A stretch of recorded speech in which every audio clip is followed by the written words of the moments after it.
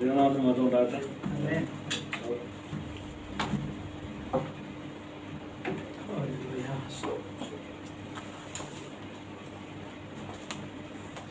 ചെയ്യാ 35-ാം അധ്യായത്തിന്റെ 3-4 വാക്യത്തിൽ നമുക്ക് വ്യക്തമായി ചിന്തിക്കാം.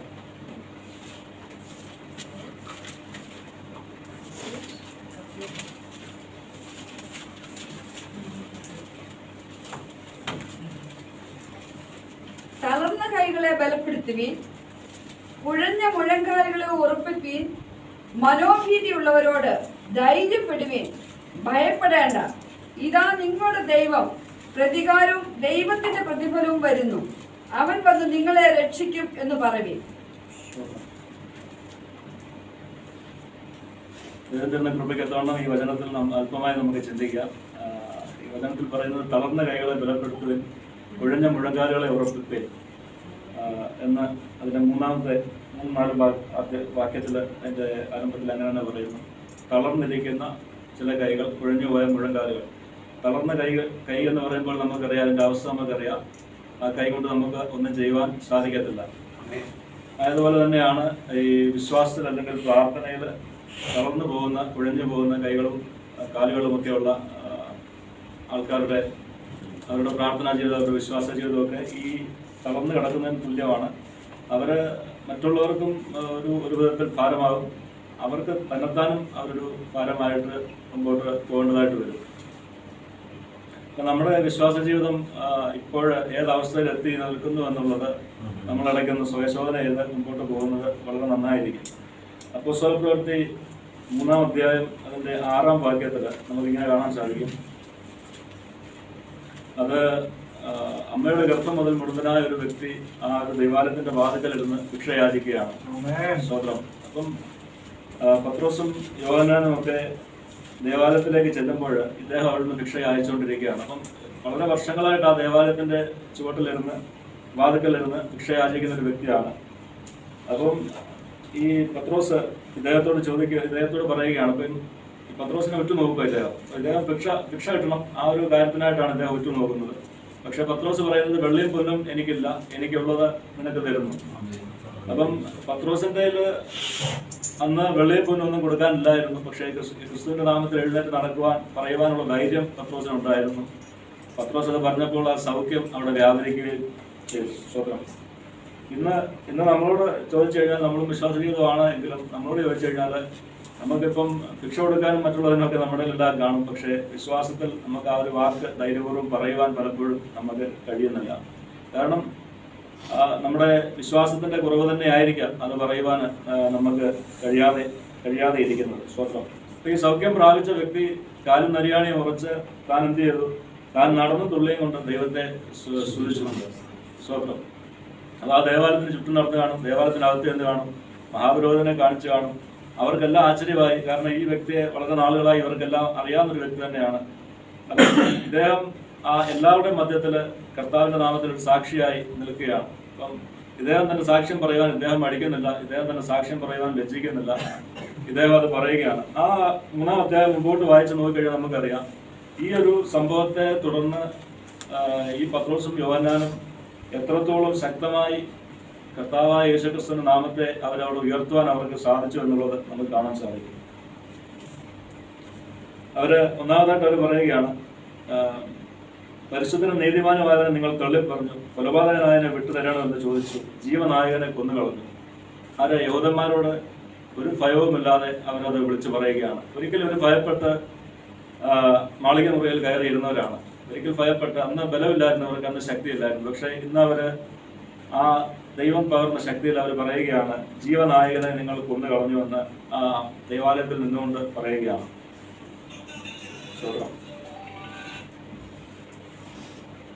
അതുകൊണ്ട് നിങ്ങളുടെ പാപങ്ങൾ മാഞ്ഞു കിട്ടുവാൻ മാനസാന്തരപ്പെടണം എന്നല്ല അവര് തുടർന്ന് ആ ദേവാലയത്തിൽ നിന്ന് പറയുകയാണ്. ഈ ഒരു സംഭവ മുഖാന്തരമായിട്ടാണ് സാക്ഷിയായി ഈ മുഴുവനായ വ്യക്തിയും ആ സാഹചര്യത്തിൽ അവിടെ തന്നെ കൊണ്ടതാണ്.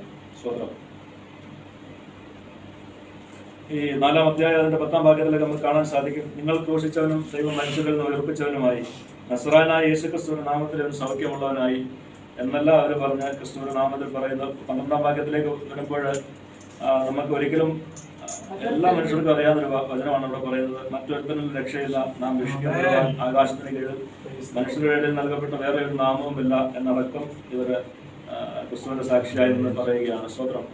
ഒരിക്കൽ അവര് പത്രോസും ഇവരുമൊക്കെ ശിഷ്യന്മാരൊക്കെ ഭയപ്പെട്ട് ഇരുന്ന സന്ദർഭത്തിലാണ് ഇന്ന് പരിശുദ്ധാത്മാവിന്റെ ശക്തിയാൽ അവർ എഴുന്നേറ്റ് എന്ന് ഇതെല്ലാം പറഞ്ഞത് എന്നുള്ള കാര്യം നമ്മൾ മറന്നു പോകരുത്.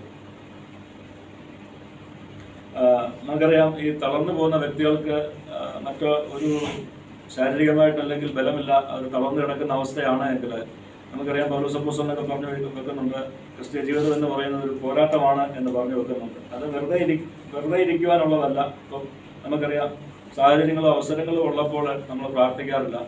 അവസരങ്ങളില്ലാത്തപ്പോൾ നമ്മൾ പറയുകയോ എനിക്ക് ഇച്ചിരൂടെ സമയം ഉണ്ടായിരുന്നെങ്കിൽ, അല്ലെങ്കിൽ അങ്ങനെയായിരുന്നു ഇങ്ങനെയായിരുന്നെങ്കിൽ എനിക്ക് കുറച്ചുകൂടെ ദൈവത്തെ വിളിക്കാമായിരുന്നു എന്നൊക്കെ നമ്മൾ പലപ്പോഴും പരാതി പറയും. എന്നാൽ നമ്മൾ ഓർത്തുകൊള്ളുക, പൗലോസ് അപ്പോസ്തലൻ പറയുന്നുണ്ട്, പിശാചിനോട് എതിർത്ത് നിൽക്കുവാൻ നമ്മുടെ ദൈവത്തിന്റെ സർവായുധ വർഗം ധരിക്കണമെന്ന് നമുക്ക് എഫെസ്യർ 6-ാം അധ്യായം 12-ാം വാക്യത്തിൽ പറയുന്നുണ്ട്. നമുക്ക് പോരാട്ടമുണ്ട്. അപ്പൊ ഇത് ഒരു ക്രിസ്തീയ ജീവിതം എന്ന് പറയുന്നത് ഒരു പോരാട്ടമാണ്. നമ്മൾ നിൽക്കുന്നത് ഒരു പോർക്കളത്തിലാണ് എന്നൊരു ചിന്ത എപ്പോഴും നമുക്കുണ്ടായിരിക്കണം. അതുകൊണ്ടാണ് പൗലോസ് അപ്പോസ്തലൻ തന്റെ അവസാന സമയത്ത് അദ്ദേഹം പറയുന്നുണ്ട്, ഞാൻ നല്ല പോർ പൊരുതി, വിശ്വാസം കാത്തു, എനിക്കായി നീതിയുടെ കിരീടം വെച്ചിരിക്കുന്നെന്ന് അദ്ദേഹം ധൈര്യപൂർവ്വം പറയുന്നുണ്ട്. അദ്ദേഹത്തിന്റെ ക്രിസ്തീയ ജീവിതത്തിന്റെ ആരംഭ സമയത്ത് പക്ഷേ അദ്ദേഹം ഇങ്ങനെ ധൈര്യമായി പറഞ്ഞില്ല. പക്ഷേ ക്രിസ്തീയ ജീവിതത്തിന്റെ അവസാന സമയത്ത് അദ്ദേഹം ധൈര്യമായിട്ട് പറയുകയാണ്, ഞാൻ നല്ല പോർ പൊരുതി, വിശ്വാസം കാത്തു എന്ന് അദ്ദേഹം പറയുന്നുണ്ട്. സഭാപ്രസംഗയുടെ പുസ്തകത്തിൽ നമുക്കറിയാം, ഇങ്ങനെ പറയുന്നുണ്ട്, എന്തിന്റെ ആരംഭത്തെക്കാൾ അതിന്റെ അവസാനം നന്നായിരിക്കണം എന്ന് പറയുന്നു.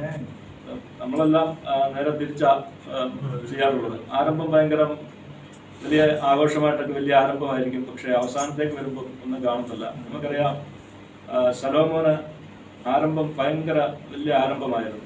അദ്ദേഹത്തിന്റെ ജീവിതത്തില് താൻ ദൈവത്തോട് പ്രാർത്ഥിക്കുന്നത്, എനിക്ക് ജ്ഞാനവും വിവേകവും തരണം. ദൈവം ജ്ഞാനവും വിവേകവും കൊടുത്ത് അദ്ദേഹം ചോദിക്കാത്തതെല്ലാം കൊടുക്കും, സമ്പത്തും എല്ലാം കൊടുക്കും. പക്ഷേ പിന്നത്തേത് നമ്മൾ വായിക്കുന്നുണ്ട്, 7 വർഷം കൊണ്ട് ദൈവത്തിന്റെ ആലയം പണിത വ്യക്തി 13 വർഷം എടുത്ത് തന്റെ സ്വന്തം ആലയം പണിതു. അപ്പം തന്റെ മുമ്പോട്ടുള്ള ജീവിതത്തിൽ എന്ത് സംഭവിച്ചു? ദൈവത്തിന്റെ കാര്യത്തിനാണ് ആദ്യം താൻ പ്രാധാന്യം കൊടുത്തതെങ്കിൽ മുമ്പോട്ട് പോയപ്പോൾ തന്റെ സ്വന്തം സുഖത്തിനും തന്റെ സ്വന്തം സൗകര്യത്തിനുമായി 13 വർഷം ചെലവിട്ട് താൻ ആലയം പണിതു, അരമന പണിതു. അപ്പം ഇങ്ങനെയുള്ള വീഴ്ചകൾ ക്രിസ്തീയ ജീവിതത്തിൽ വരാതെ ക്രിസ്തീയ ജീവിതം മുമ്പോട്ട് കൊണ്ടുപോകാൻ നമുക്കും കഴിയണം. നമുക്കറിയാം, ഏലിയാ പ്രവാചകനെ കുറിച്ച് നമ്മൾ വായിക്കുമ്പോൾ, സ്വന്തം താൻ ഇതുപോലെയായിരുന്നു, തൻ്റെ ശക്തനായ ഒരു പ്രവാചകനായിരുന്നു. രാജാവിന്റെ മുഖത്ത് നോക്കി പറഞ്ഞു, ഞാൻ പറഞ്ഞിട്ടല്ലാതെ ഇനിയും ഇവിടെ മഴ പെയ്യത്തില്ല എന്നൊക്കെ ഈ ഏലിയാ പ്രവാചകൻ പറഞ്ഞു. ആരെയും ഭയന്നല്ല, താൻ ദൈവനാമത്തിൽ ഒരുപാട് കാര്യങ്ങൾ ചെയ്തു. നമുക്ക് എല്ലാവർക്കും അറിയാം. 1 രാജാക്കന്മാർ 18, 19, 20 അധ്യായമൊക്കെ വായിക്കുമ്പോൾ നമുക്ക് കാണാൻ സാധിക്കില്ല.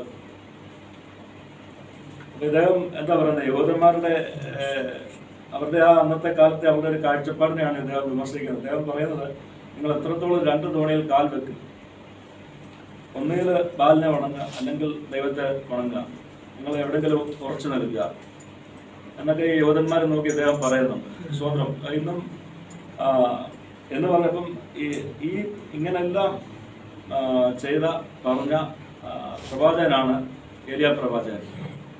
താന് ഉയരത്തിൽ നിന്ന് തീ ഇറക്കി ആ യാഗവസ്തു ദഹിപ്പിച്ച് കളഞ്ഞു, മഴ ഇത്ര നാൾ പെയ്യുകയില്ല എന്ന് പറഞ്ഞു. ഇതെല്ലാം ചെയ്തെങ്കിലും പക്ഷെ ഇദ്ദേഹം പിന്നെ 19-ാം അധ്യായത്തിലേക്ക് വരുമ്പോൾ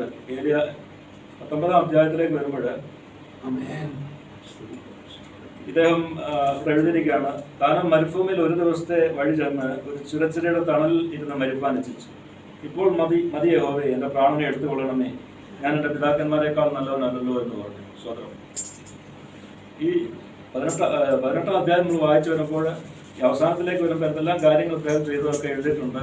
സ്വർഗത്തിൽ നിന്ന് അഗ്നി ഇറക്കിയ പ്രവാചകനാണ്. പക്ഷേ 19-ാം അധ്യായത്തിലേക്ക് വന്നപ്പോൾ ഇദ്ദേഹം ഒരു മരുഭൂമി യാത്രയിൽ ഇദ്ദേഹം ഒരു അല്പം തളർന്നു പോവുകയാണ്. ഇദ്ദേഹം ചെറുചെടിയുടെ തമ്മിലിരുന്നിട്ട് ഇദ്ദേഹം പറയുകയാണ്, എനിക്ക് മരിച്ചാൽ മതി, എൻ്റെ പിതാക്കന്മാരെക്കാൾ ഒന്നും ഞാൻ അത്ര നല്ല വ്യക്തിയൊന്നുമല്ല എന്ന് ദൈവം പറയുകയാണ്. സ്വന്തം അവിടെ നിന്ന് ദൈവം ബലപ്പെടുത്തി ദൂതൻ ആഹാരം കൊടുത്തു, പിന്നെ മുമ്പോട്ട് ദൈവത്തെ നയിച്ചു. അങ്ങനെ അപ്പോൾ ഈ 19 അധ്യായത്തിന്റെ 11 വാക്യത്തിലേക്ക് വരുമ്പോഴാണ് അവിടെ ശക്തിയുള്ളൊരു കൊടുങ്കാറ്റും എല്ലാം വന്നു. പക്ഷെ ഇതിലൊന്നും ദൈവമില്ലായിരുന്നു. പക്ഷെ അത് കഴിഞ്ഞ ഒരു മൃദുവായ സ്വരം ഇദ്ദേഹം കേൾക്കുകയാണ്. ഏലിയാവ് എവിടെ നിനക്ക് എന്ത് കാര്യം എന്ന് ചോദിക്കുന്ന ഒരു സ്വരം അവിടെ കേൾക്കുകയാണ്. സ്വതന്ത്രം. അപ്പം ഈ വഴിയാത്രയുടെ ദൂരം കൊണ്ട് തളർന്നുപോയ ഏലിയാവിനെ ബലപ്പെടുത്തി ദൈവം മുമ്പോട്ട് നടത്തി. അവിടെ ചെന്ന് കഴിഞ്ഞപ്പോൾ ദൈവം ഒരു മൃദുവായ സ്വരം കേൾപ്പിക്കുകയാണ്. ഏലിയാവ് നിനക്ക് ഇവിടെ എന്ത് കാര്യം? അപ്പം നീ ഇവിടെയല്ല നിൽക്കേണ്ടത്. സ്വതന്ത്രം. നീ ഇനിയും ശുശ്രൂഷകൾ ചെയ്യാനുണ്ട്. അപ്പം ഇദ്ദേഹം പറഞ്ഞു, ഞാൻ പറഞ്ഞിട്ടല്ലാതെ മഴ പെയ്യത്തില്ലെന്ന് പറഞ്ഞു. അപ്പം ഇദ്ദേഹം തിരിച്ച് എന്ന് പറയണം, എന്ത് മഴ പെയ്യുവാൻ. പക്ഷേ ഇദ്ദേഹം അതിനൊന്നും ഇതില്ലാതെ ഇദ്ദേഹം ഓടിപ്പോവുക ചെയ്തത്. ഭയം ഇദ്ദേഹത്തെ മതിച്ചു. സ്വതന്ത്രം. അപ്പം അങ്ങനെ ഈ ഏലിയ പ്രവാചകനെ ദൈവം അവിടുന്ന് ബലപ്പെടുന്നതൊക്കെ നമുക്ക് കാണാൻ സാധിക്കും. സ്വന്തം. പിന്നെ വീണ്ടും ശുശ്രൂഷകൾ അദ്ദേഹത്തെ കൊണ്ട് ശക്തമായി ചെയ്യിച്ചെടുക്കുന്നത് നമുക്ക് കാണുവാൻ സാധിക്കും. സ്വന്തം. നമുക്കറിയാം, പലപ്പോഴും ക്രിസ്ത്യ ജീവിതത്തിൽ ഇതുപോലെ മരുഭൂ യാത്രയിൽ ഇസ്രായേൽ ജനവും ഭാരപ്പെട്ടത് ഇത് തന്നെയാണ്. കാരണം അവർക്കും വഴിയാത്രയുടെ ദൂരം കൂടി 40 ദിവസത്തെ വഴിയായിരുന്നു. അത് 40 വർഷം എടുത്തു. മുമ്പോട്ട് പോകുന്തോറും ഇവരെ ക്ഷീണിച്ചു പോവുക, തളർന്നു പോവുക. കാരണം ഇവര് നമുക്ക് പറയാം ഇച്ഛാഭംഗം എന്നും പറയാം. ഇവരാഗ്രഹിക്കുന്നത് ചില സാധനങ്ങൾ കിട്ടുന്നില്ല. അപ്പം ദൈവം എന്തെങ്കിലും കൊടുക്കുമ്പോൾ ഇനി അതുകൂടെ തരാൻ സാധിക്കുമോ, ഇതുകൂടെ തരാൻ സാധിക്കുമോ എന്നുള്ള ചോദ്യമാണ് ഇവർ ദൈവത്തോട് ചോദിക്കുന്നത്. സ്വതന്ത്രം.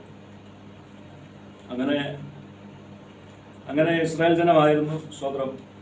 അപ്പം ഇവിടെ ഇത് തന്നെയാണ് നമുക്കും ഒക്കെ ഈ ക്രിസ്ത്യ ജീവിതത്തിൽ പറ്റുന്നത്. പലപ്പോഴും മറ്റുള്ളവരുടെ ജീവിതത്തിലേക്ക് നോക്കുമ്പോൾ ഒരു പക്ഷെ നമുക്കതില്ലല്ലോ ഇതില്ലല്ലോ അങ്ങനെയൊക്കെയുള്ള ചില ബുദ്ധിമുട്ടുകളും പ്രയാസങ്ങളൊക്കെ വരുമ്പോൾ നമ്മളും പലപ്പോഴും ക്ഷീണിച്ചും തളർന്നു പോകാനൊക്കെയുള്ള സാധ്യതകളുണ്ട്. പക്ഷേ ക്രിസ്ത്യ ജീവിതം ഏറെ പ്രത്യാശയോടെ ബലത്തോടെ നമ്മൾ ഓടേണ്ടതാണ്. കാരണം നമുക്കറിയാം, വിശ്വാസ ജീവിതം നമ്മൾ തുടങ്ങിയപ്പോൾ നമ്മൾ ഇതൊന്നും കണ്ടല്ല ക്രിസ്ത്യ ജീവിതം തുടങ്ങിയതും ഈ വിശ്വാസത്തിലേക്ക് ഇറങ്ങിയതും. നമുക്ക് മുട്ടം ഗീവർഗീസ് അപ്പച്ചൻ എഴുതിയൊരു പാട്ടുണ്ട്. അതായത് ആ പാട്ടിൻ്റെ 4 വരികളുണ്ട്. ഇങ്ങനെ ഒന്നും കണ്ടിട്ടല്ല എൻ്റെ ജീവിതാരംഭം, വിശ്വാസ കാൽച്ചുവട്ടിലാണ് എന്ന് അദ്ദേഹം പറയുക. അപ്പം ഒന്നും കണ്ടിട്ടല്ല വിശ്വാസം ആരംഭിച്ചത്. പക്ഷേ മുമ്പോട്ട് ചെല്ലുമ്പോൾ ചിലതെല്ലാം നമ്മൾ ആഗ്രഹിച്ചു പോകും. അപ്പം അനാവശ്യമായുള്ള ചിന്തകളും ആഗ്രഹങ്ങളും ഒക്കെ ഒഴിവാക്കി ക്രിസ്ത്യ ജീവിതങ്ങൾ മുമ്പോട്ട് നയിപ്പാൻ നമുക്ക് കഴിയണം. സ്വതന്ത്രം. നമുക്കറിയാം, യിരെമ്യാ പ്രവാചകന്റെ പുസ്തകം അതിന്റെ 2-ാം അധ്യായം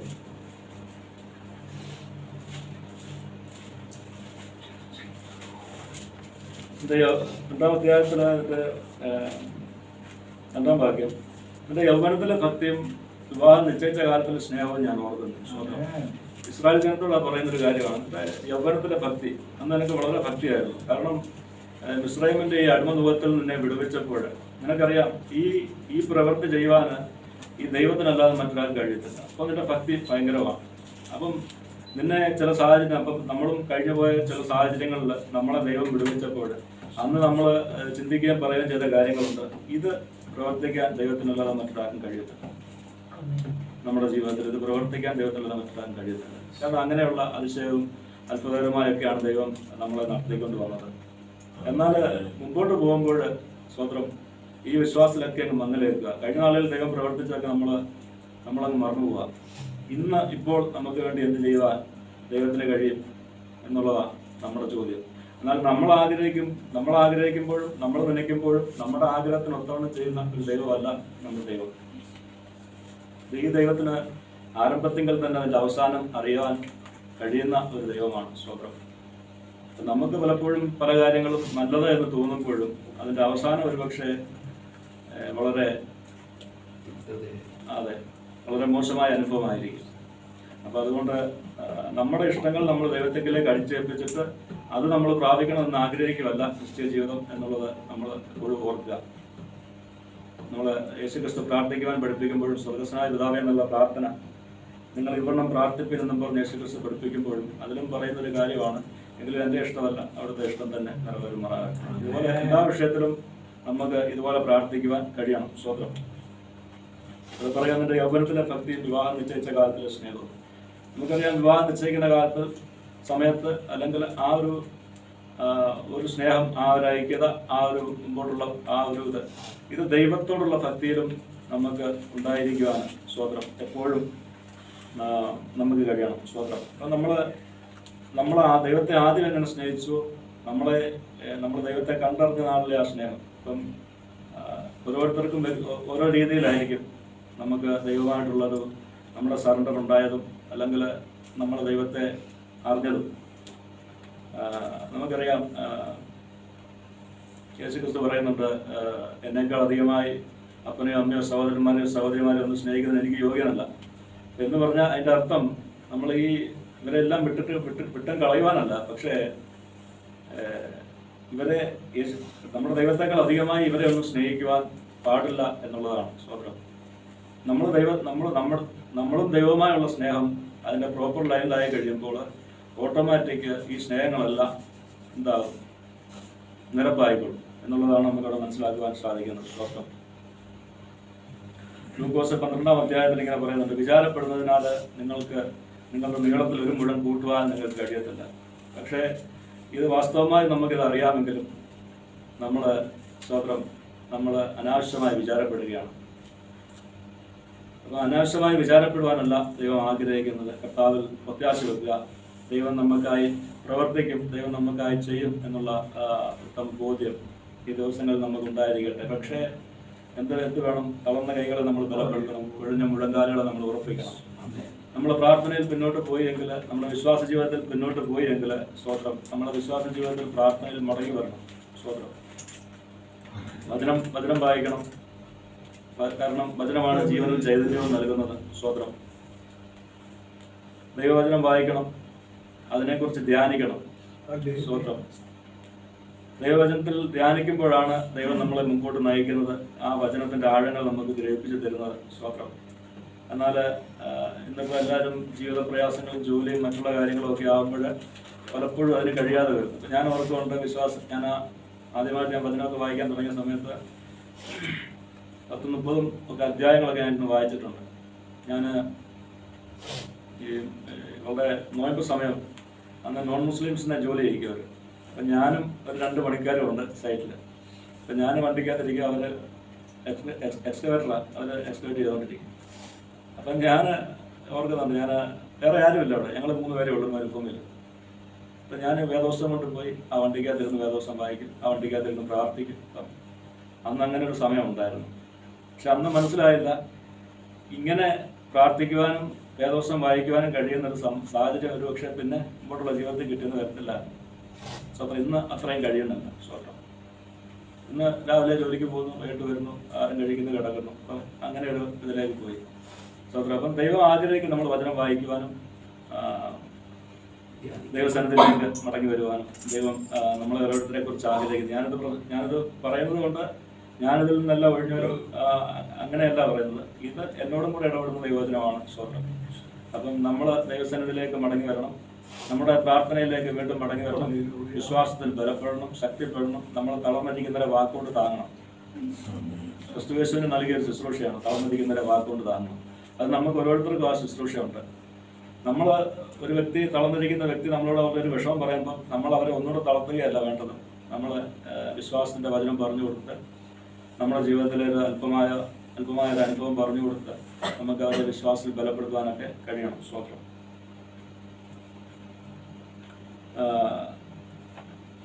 അപ്പോൾ നമ്മൾ ആദ്യം വായിച്ച വചനം പോലെ തളർന്ന കൈകളെ ബലപ്പെടുത്തി, കുഴഞ്ഞ മുഴങ്കാലുകളെ ഉറപ്പിക്കുവാനൊക്കെ നമുക്ക് ഈ ദിവസങ്ങളിൽ ദൈവം നമ്മളെ ഓരോരുത്തരെയും സഹായിക്കട്ടെ. ഈ വചനങ്ങളാൽ ദൈവം നമ്മളെ അനുഗ്രഹിക്കട്ടെ.